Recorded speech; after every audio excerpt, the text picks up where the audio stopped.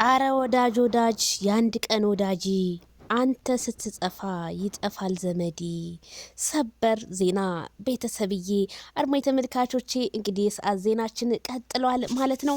ማይክል ጃክሰን ዋው በጣም ነው ያማረበት። ኢስታንቡል ከተማ ሊገባ ነው መሰለኝ። ይሄን ሰሞን ውበቱን ድፍትፍት አድርጎባል። እንደዚህ ዝንጥ ብለ ስትመጣ ነው ጥላቶች ሁሉ ቅጥል ጥል የሚሉት ማለት ነው። ማይክልዬ የኛ አቃጣይ ማለት ነው። እንግዲህ መልእክቱን አስተላልፏል።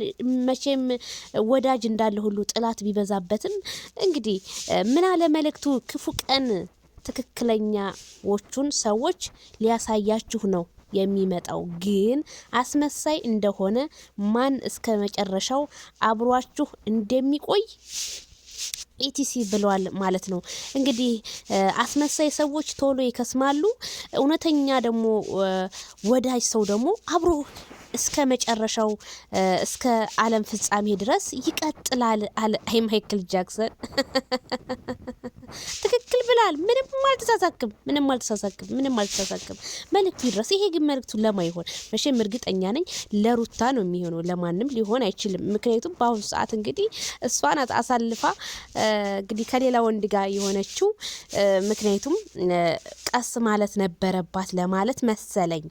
ማይክልዬ አይዞ ጊዜ ያመጣውን ጊዜ እስኪመልሰው እንግዲህ በትዕግስት መጠበቅ ነው።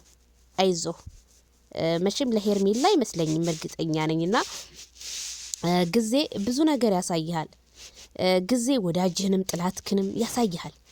እና ማይክልዬ እንግዲህ ይሄን ብሏል፣ መልእክቱን አስተላልፏል ማለት ነው። ክፉ ቀን ትክክለኛ ሰዎችን ያሳያል ብሏል። እውነት ነው። አስመሳይ ሰዎችንም እንደዛው ማለት ነው። እንግዲህ ቶሎ ክፉ ቀን ቶሎ መጥቶ ቶሎ ይመለስ ይባላል። መልካም ጊዜ ደግሞ መጥቶ በተራ እናንተ እንድታናድዷቸው ያን ቀን ይሄ እንደዚህ እኮ ነበርኩ ብላችሁ ማለት ነውና ማይክል መልእክቱ ይሄንን ይመስላል ማለት ነው። እንግዲህ በቃ የአብርሃምና የሩታ ነገር ህዝቡ በጣም ለፋበት፣ ተነጋገረበት። ያው መለየታቸው እንግዲህ ይፋ እያደረጉ ነው እንግዲህ በተለያየ ነገር ማለት ነው።